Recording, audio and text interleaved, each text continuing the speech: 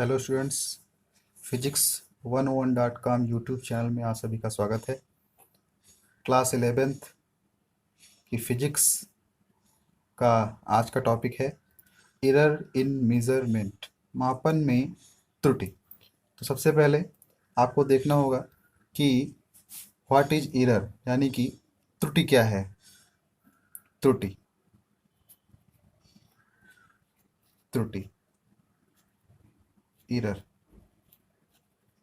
क्या होती है। एरर जब भी किसी चीज़ का मापन होता है, कोई भी चीज़ हमारे पास है, जब भी किसी चीज़ का मापन होता है तो ज़रूरी नहीं है कि हर बार जितना उसका वास्तविक मान है वही हमको मिले।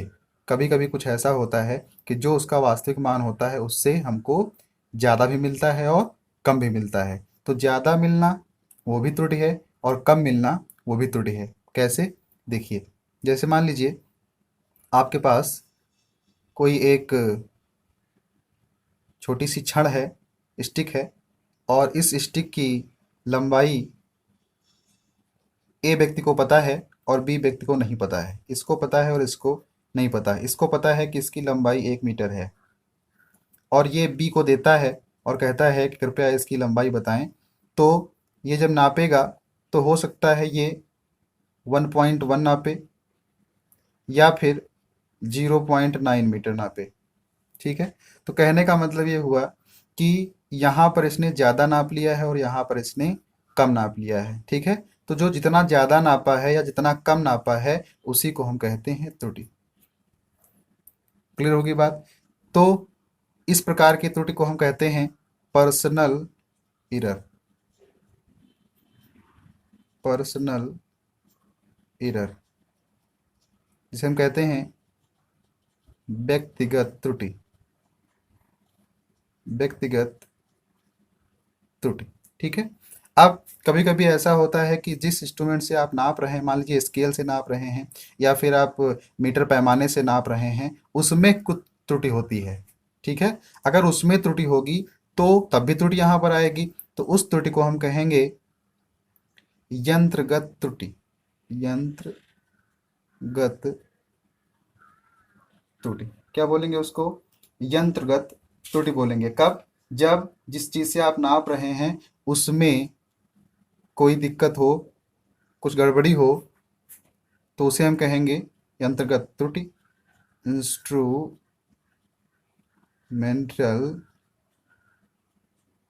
एरर। क्लियर होगी बात? तो दो प्रकार की त्रुटियां मुख्य रूप से होती हैं, व्यक्तिगत त्रुटि और यंत्रगत त्रुटि। व्यक्तिगत त्रुटि कब होती है? कि जो प्रेक्षक है, जो नाप रहा है, जो मेजरमेंट कर रहा है, मापन कर रहा है, उसके द्वारा जो त्रुटि होगी उसे हम कहेंगे पर्सनल एरर, व्यक्तिगत त्रुटि। और जिस यंत्र से नाप रहा है उसे, अगर उसमें कोई खराबी है, उसकी वजह से त्रुटि आती है, तो उसे हम कहेंगे यंत्रगत त्रुटि, इंस्ट्रूमेंटल एरर। क्लियर होगी बात? नेक्स्ट टॉपिक इसका है। अब आइए, आपको देखना है कि ये तो हो गई त्रुटियां, यंत्रगत त्रुटि, व्यक्तिगत त्रुटि। और वास्तव में जो आपको फिजिक्स में पढ़नी है, जिसकी वजह से आप न्यूमेरिकल कर पाएंगे जिनको सीखने से, तो वो त्रुटि है, सबसे पहले फर्स्ट पार्ट है निरपेक्ष त्रुटि। निरपेक्ष त्रुटि। ठीक है, वैसे हम कहते हैं एब्सोल्यूट एरर। एब्सोल्यूट एरर क्या कहते हैं इसको? एब्सोल्यूट एरर, निरपेक्ष त्रुटि। क्या होती है निरपेक्ष त्रुटि? देखिएगा, मान लीजिए कोई वस्तु आपको दी गई, तो जो दी गई, जो दे रहा है, उसको उसकी वैल्यू पता होगी। तो यानी कि कोई भी वस्तु होगी उसका एक वास्तविक मान होगा। क्या होगा? वास्तविक मान होगा। ठीक है, और जो प्रेक्षक है, जो व्यक्ति उसको नाप रहा है, वो जो नापेगा उसे हम कहेंगे प्रेक्षित मान। क्या कहेंगे उसको? प्रेक्षित मान। और इसके बीच का जो डिफरेंस होगा उसे हम कहेंगे निरपेक्ष त्रुटि।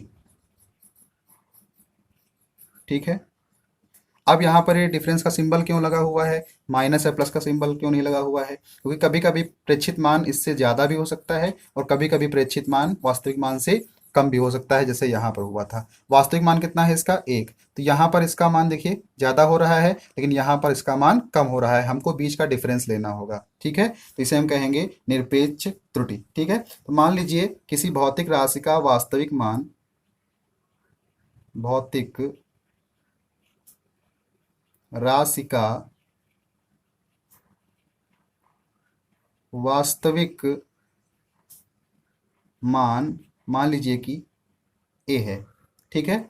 और उसके जो प्रेक्षण हैं, यानी कि जितनी बार वो नाप रहा है, मेजरमेंट कर रहा है, वो सभी प्रेक्षण क्रमशः A1, A2, A3 and so on, यानी कि वो 10 बार कर रहा है, 100 बार कर रहा है, 500 बार कर रहा है, जितनी भी बार कर रहा है वो n तक कर रहा है। पहली बार उसने किया तो प्रेक्षण मान कितना आया? A1 आया। दूसरी बार किया तो A2 आया। अगली बार किया A3 आया एंड सो ऑन। n बार करेगा तो n बार n टाइप से आएगा, हर बार अलग अलग मान आएगा, ठीक है। तब यहाँ से क्या होगा? तब जो निरपेक्ष त्रुटि होगी, इस सिंबल के हिसाब से निरपेक्ष त्रुटि क्या होगी? निरपेक्ष त्रुटि क्या होगी? होगी, पहली बार उसने किया तो डेल कहेंगे, डेल A1, वास्तविक मान हमारे पास ए ही रहेगा हर एक स्टेप में, और पहली बार का जो प्रेक्षित मान है वो क्या है? A1। दूसरी बार A2, वास्तविक मान उतना ही था, लेकिन इस बार जो उसका प्रेक्षित मान हो गया A2 हो गया। इसी तरीके से निरपेक्ष त्रुटि A3 आई, कब? जब उसने प्रेक्षण मान लिया, प्रेक्षित मान लिया A3। तो एंड सो ऑन, ऐसे ही चलता जाएगा। कहाँ तक चलता जाएगा? AN तक। मान लीजिए उसने nवीं बार जब प्रेक्षण मान किया, प्रेक्षित किया, उस चीज़ को नापा, तो उसका मान आया AN। इस वजह से यहाँ पर जो निरपेक्ष त्रुटि हो गई वो हो गई AN। क्लियर होगी बात? तो ये तो बात हो गई किसकी? निरपेक्ष त्रुटि की। अब हम बात करते हैं माध्य या फिर औसत निरपेक्ष त्रुटि। माध्य या फिर औसत निरपेक्ष त्रुटि। निरपेक्ष त्रुटि कौन सी? Mean absolute error. अब यहाँ पर देखिए एक वर्ड लिखा हुआ है माध्य। क्या लिखा हुआ है? माध्य। अब माध्य का मतलब क्या? माध्य का मतलब जितने ही प्रेक्षण हमने निकाले हैं इन सभी को जोड़ करके इनकी संख्याओं से भाग कर दिया जाए। तो क्या मतलब हुआ कि del A1 plus del A2 plus del A3 plus and so on, कहाँ तक? प्लस डेल AN तक, और अपॉन कितनी संख्या यहाँ पर? 1 2 3 4 एंड सो ऑन, कहाँ तक? n तक। n से हमने इसको डिवाइड किया, तो जो आंसर आया उसको हमने कहा माध्य औस या फिर औसत निरपेक्ष त्रुटि। क्लियर होगी बात? देखिए इन सभी को जोड़ करके, ये सब क्या हैं? ये सब निरपेक्ष त्रुटियां हैं। निरपेक्ष त्रुटियों को जोड़कर और जितनी बार निरपेक्ष त्रुटि निकाली गई है उससे हम भाग कर देंगे। यहाँ पर हमने n बार निकाला है तो n से भाग किया है, तो जो आंसर आया है वो क्या है? माध्य या औसत निरपेक्ष त्रुटि। क्लियर होगी बात? जनरली यहाँ पर बार हम नहीं लगाते हैं, ये बार का सिंबल है, लेकिन जनरली हम बार का सिंबल नहीं लगाते हैं। तो अगले पार्ट में, थर्ड पार्ट, सापेक्ष अथवा भिन्नात्मक त्रुटि। सापेक्ष अथवा भिन्नात्मक त्रुटि, ठीक है। जहां कहीं भी ये सिंबल आएगा, ये जो वर्ड है सापेक्ष वर्ड आएगा, तो आप तुरंत समझ जाइएगा कि यहाँ पर किसी ना किसी चीज़ से तुलना होनी है। इसी वजह से इसे इंग्लिश में कहते हैं रिलेटिव एरर या फिर भिन्नात्मक यानी कि फ्रैक्शनल एरर। क्लियर होगी बात? तो क्या होगा, क्या होती है भिन्नात्मक त्रुटि? तो यहाँ पर हम लिखेंगे सापेक्ष या भिन्नात्मक त्रुटि। सापेक्ष या भिन्नात्मक त्रुटि बराबर किससे तुलना करेंगे? जो इसका वास्तविक मान था इससे तुलना करेंगे। तो वास्तविक मान नीचे रहेगा और जो त्रुटि हमने यहाँ माध्य निकाली थी उसको ऊपर रखेंगे। अब क्या मतलब हुआ कि किसी भौतिक राशि के, ये कौन सा मान है, ये माध्य मान है। तो किसी भौतिक राशि के माध्य त्रुटि तथा वास्तविक मान के अनुपात को भिन्नात्मक त्रुटि कहते हैं। नीचे देखिए क्या है, वास्तविक मान है, ऊपर क्या है, माध्य या औसत निरपेक्ष त्रुटि है। तो माध्य और माध्य निरपेक्ष त्रुटि और इसके वास्तविक मान का जो अनुपात है, इसे हम कहेंगे भिन्नात्मक त्रुटि, फ्रैक्शनल एरर। नेक्स्ट पार्ट है इसका प्रतिशत त्रुटि। प्रतिशत त्रुटि, percentage error, percentage error, percentage error. अब क्या होता है परसेंटेज एरर, किसी भी राशि का परसेंट निकालने के लिए आपको 100 से मल्टीप्लाई करना होता है। ठीक है, सीधी सी बात है कि जो सापेक्ष त्रुटि है उसी को जब 100 से हम मल्टीप्लाई कर देते हैं तो ये बन जाता है प्रतिशत त्रुटि, यानी कि परसेंटेज त्रुटि। जो प्रतिशत त्रुटि होती है वो होती है भिन्नात्मक त्रुटि को हम गुणा करेंगे 100 से, तो जो आंसर आएगा वो प्रतिशत में आएगा और इसे हम कहते हैं प्रतिशत त्रुटि। क्लियर होगी बात। चलिए आगे आइए देखते हैं। आगे देखिए, आगे हम लोग बात करते हैं त्रुटियों का संयोजन, combination of errors, combination of errors, combination of errors, त्रुटियों का संयोजन, त्रुटियों का संयोजन। तो त्रुटियों के संयोजन में सबसे पहले आपको देखना है कि संकलन और व्यवकलन, यानी कि एडिशन एंड सब्ट्रैक्शन। तो फर्स्ट पार्ट है इसका एरर इन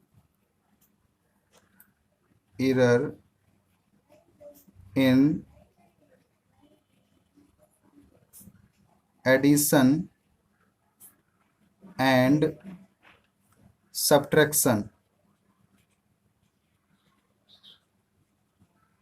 ठीक है, तो इसमें क्या होगा, तो यहाँ पर हिंदी में भी लिख दें, यहाँ पर होगा, यहाँ पर आप योग और अंतर लिख लीजिए, योग और अंतर में त्रुटि। ठीक है, तो योग कैसे समझिए, अब मैं लैंग्वेज बोल रहा हूँ, आप सुनिए कि अगर मान लीजिए कि कोई दो राशियाँ x और y किसी z राशि से इस प्रकार से संबंधित हैं कि z is equal to x plus y. मान लीजिए कोई फार्मूला है, ये x और y दो राशियाँ हैं, z पर निर्भर हैं। क्लियर होगी बात। तब इनकी त्रुटियां मान लीजिए कुछ हैं, z को नापने में कुछ त्रुटि हो गई, कहीं पर ज़्यादा हो गया, यहाँ पर देखिए कहीं पर ज़्यादा हो गया, कहीं पर कम हो गया।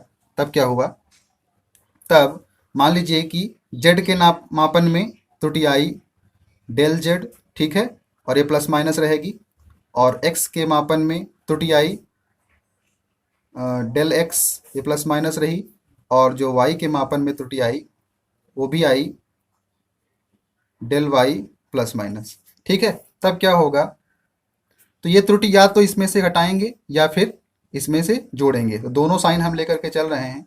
तो z plus minus del z is equal to x plus minus del x, एक ब्रैकेट यहाँ पर लगा देंगे, प्लस ये इसके स्थान पर है और y के स्थान पर फिर से एक नया पार्ट आएगा, y plus minus del y।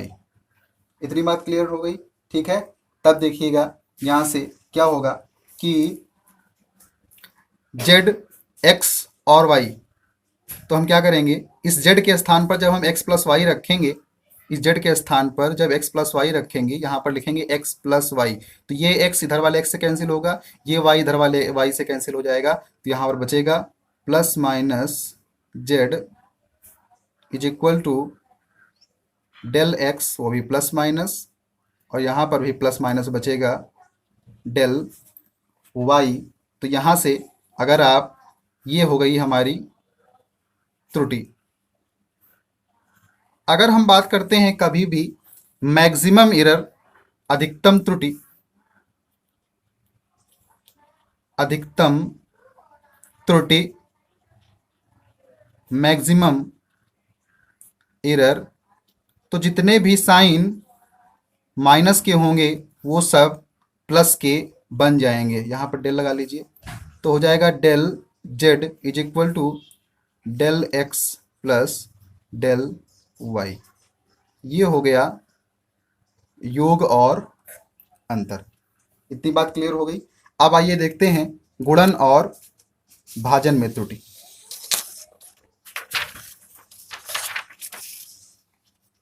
गुणन और भाजन में त्रुटि, चलिए देखिए, गुणन और भाजन में त्रुटि टॉपिक डाल लेते हैं हम यहाँ पर। सेकंड पार्ट, गुणन एवं भाजन में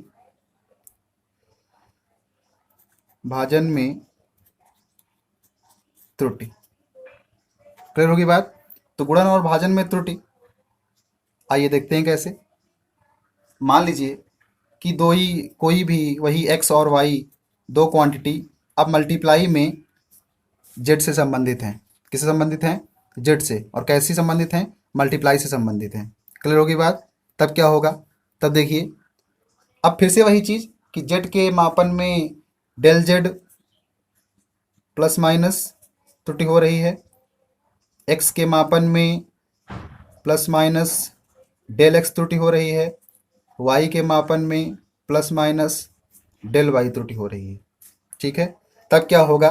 तब देखिएगा, फिर से वही क्रिया यहाँ पर करेंगे, कैसा आंसर आएगा और किस तरह से हम लोग देखेंगे इसको। देखिए, तो जेड के स्थान पर रखेंगे, जो जेड है वहाँ पर होगा प्लस माइनस डेल जेड, जो त्रुटि हो गई इसकी, इक्वल टू एक्स की जगह पर x plus minus del x, ये हो गया, इनटू में y plus minus del y. तब क्या होगा? आप इधर वाले पार्ट को मल्टीप्लाई करिए, तो इधर वाले पार्ट को जब आप मल्टीप्लाई करेंगे तब क्या होगा? तब होगा z plus minus del z equal to, multiply करेंगे तो ये हो जाएगा एक्स वाई, और यहाँ पर आएगा plus minus x into del y, फिर यहाँ पर आएगा plus minus y into del x, y into del x, और यहाँ पर आएगा plus minus del x plus minus del x into del y. ये डेल एक्स लिखा हुआ है, प्लस माइनस है, ये डेल एक्स है और डेल वाई है। ठीक है, चूंकि डेल एक्स और डेल वाई बहुत छोटे हैं तो इनका जो मल्टीप्लाई होगा ये और छोटा हो जाएगा। क्यों? ऐसा क्यों होता है? मान लीजिए हमने कहा 0.5 एंड 0.3, ये तो छोटे छोटे हैं, अगर इनको मल्टीप्लाई करेंगे तो क्या हो जाएगा? 5 3 जा 15 1। अब देखिए, जीरो के बाद यहाँ पर 1 आ गया, ये छोटा हो गया, जबकि जीरो के बाद यहाँ पर 3 था, यहाँ पर 5 था। ठीक है, इस वजह से ये राशियाँ बहुत छोटी हैं तो इनको हटा देंगे। तो यहाँ से हटाएंगे जब, यानी बहुत छोटी राशियाँ हैं, कोई प्रभाव नहीं पड़ने वाला है, इनको हटाएंगे तो यहाँ हो जाएगा x y plus minus x into del y plus minus y into del x. Clear होगी बात। अब देखिएगा, इस एक्स वाई को आप इधर लेकर के आइए, या फिर ये कह लीजिए कि दोनों पार्ट्स में हम एक्स वाई का भाग कर दें। तो एक्स वाई से जब भाग करेंगे तो क्या होगा? Z plus del z plus minus upon x y. यहाँ पर एक्स वाई से डिवाइड करेंगे तो ये हो जाएगा 1 प्लस माइनस, यहाँ एक्स वाई से डिवाइड करेंगे तो एक्स कैंसिल होगा, तो हो जाएगा del y by y plus minus, यहाँ से वाई कैंसिल होगा तो हो जाएगा डेल एक्स बाई एक्स। इतनी बात क्लियर हो गई। ठीक है, तो अब देखिएगा फिर क्या करेंगे हम, यहाँ से देखिएगा, इस एक्स वाई को इसके अपॉन में डालेंगे, इसके अपॉन में डालेंगे, तो z upon x y plus minus del z upon x y is equal to 1 plus minus del y by y plus minus del x by x. अब देखिए एक्स वाई की वैल्यू कितनी है? जेड है, तो यहाँ पर एक्स वाई है, यहाँ पर भी एक्स वाई जेड जेड रखेंगे, तो z by z plus minus del z by z is equal to 1 plus minus del y by y plus minus del x by x. Z by z 1 होगा, ये 1 इस 1 से cancel हो जाएगा, तो यहाँ पर आ जाएगा plus minus del z by z is equal to plus minus del y by y plus minus del x by x. ये आ गया आपका फार्मूला किस चीज़ के लिए, गुणन और भाजन के लिए, यानी कि गुणा और भाग के लिए। ठीक है, कहीं पर भी जब कहीं पर भी बात करेगा मैक्सिमम एरर की, तब क्या होगा, यानी कि डेल जेड बाई जेड का जो मैक्सिमम एरर पूछेगा, मैक्सिमम, तो ये हमने क्या बताया था, कहीं भी जब वर्ड मैक्सिमम आएगा तो जितने भी माइनस हैं वो सब प्लस बन जाएंगे, तो y by y plus del x by x. और यहीं पर पूछ ले कि परसेंटेज एरर क्या होगा, परसेंटेज एरर तब क्या होगा, del z by z multiply 100, और यहाँ पर होगा percent is equal to del y by y multiply 100, और ये हो जाएगा plus del x by x multiply 100, sorry multiply 100, ऐसे। क्लियर होगी बात? ठीक है, तो ये फार्मूला हो गया किसका, गुणन एवं भाजन का। ऐसे ही ये भाजन भी चलेगा और ऐसे ही गुणन भी चलेगा, दोनों पार्ट्स में सेम सेम चलेगा, सेम ऐसे ही। ठीक है, एक चीज और देख लीजिए, देखिए इसका लास्ट टॉपिक है, थर्ड पार्ट। क्या, राशि की घात में त्रुटि। मान लीजिए कहीं भी घात लगी है, राशि की घात में त्रुटि। अब घात कैसे मिलेगी आपको, घात कुछ ऐसे मिलेगी। ठीक है, मान लीजिए कि कोई एक्स क्वांटिटी है, वो जेड से संबंधित है, लेकिन पावर यहाँ पर लगी हुई है। ठीक है, तब कुछ नहीं होगा, ये पावर केवल आगे चली जाएगी, यानी कि बिल्कुल सेम ऐसे ही डेल जेड बाई जेड जैसे यहाँ पर हो रहा था, बस यहाँ पर क्या होगा, m into del x by x. Clear हो गई बात? और यहीं पर अगर आपसे पूछेगा परसेंटेज एरर, परसेंटेज एरर, तो यहाँ पर हो जाएगा del z by z multiply 100 is equal to m into del x by x multiply 100। ठीक है, ये हो गया, ये हो गया आपका फार्मूला। ओके, तो यहाँ से हम लोगों ने देखा कि गुणन में भाजन में त्रुटि, राशि की घात में त्रुटि, और योग और अंतर में त्रुटि, त्रुटि क्या होती है, निरपेक्ष त्रुटि क्या होती है, इतनी सारी चीज़ों में हम लोगों ने देखी। और एक छोटा सा फार्मूला और जान लीजिए, क्या, अगर कहीं पर ये दे दिया जाए कि प्रायोगिक प्रतिशत त्रुटि क्या होती है, अगर कहीं पर प्रयोग हो रहा हो और वहाँ पर प्रतिशत त्रुटि पूछ ली जाए, तब क्या होगा, प्रायोगिक प्रतिशत त्रुटि, प्रायोगिक प्रतिशत त्रुटि, तब क्या होगा, जिस चीज़ का आप मान निकाल रहे हैं उसका कुछ प्रामाणिक मान होगा। कैसे, अभी हम लोग देखेंगे एग्जाम्पल से। प्रामाणिक मान होगा और उसमें का डिफरेंस निकालेंगे, कौन किसका, जो आपने प्रयोग करके निकाला है, यानी कि प्रायोगिक मान का, और बटे में क्या लिखेंगे, प्रामाणिक मान, प्रामाणिक मान लिखेंगे, और यहाँ पर गुणा कर देंगे 100 से। क्यों, क्योंकि यहाँ पर क्या लिखा हुआ है, प्रतिशत त्रुटि। ठीक है, अब कैसे इसको समझेंगे, इसको कैसे समझेंगे कि मान लीजिए आपसे कहा गया कि गुरुत्वीय त्वरण स्मॉल जी की वैल्यू 9.80 मीटर पर सेकेंड स्क्वायर होती है। प्रमाणिक मान हो गया इसका, स्मॉल जी का कितना, 9.80 मीटर पर सेकेंड स्क्वायर। ठीक है, और आपने इसका मान 10 निकाला, तब क्या होगा, तब परसेंटेज एरर जो होगी क्या होगी, जो आपका प्रायोगिक मान है वो कितना है, 9.80, डिफरेंस लगाया, आपने कितना निकाला, 10 मीटर पर सेकेंड स्क्वायर निकाला, और बटे में रखा 9.80। ये फार्मूला हो गया, यहाँ पर मल्टीप्लाई 100 कर दिया, ठीक है, तो जो आंसर आएगा वो लगभग आएगा 2.04%। तो ये त्रुटि हो गई आपकी किसकी, प्रायोगिक प्रतिशत त्रुटि हो गई। ठीक है, तो आज का लेक्चर यहीं पर ख़त्म करते हैं। आगे का जो लेक्चर है इसका जल्दी हम लोग लेकर के आएंगे। और अगर आपको वीडियो पसंद आया हो तो प्लीज़ इस चैनल को सब्सक्राइब करें, वीडियो को लाइक करें, और हाँ, कमेंट सेक्शन में ज़रूर बताएं कि वीडियो आपको कैसा लगा। अगला इसका पार्ट जल्दी ही हम लोग लेकर के आएंगे। तब तक के लिए धन्यवाद।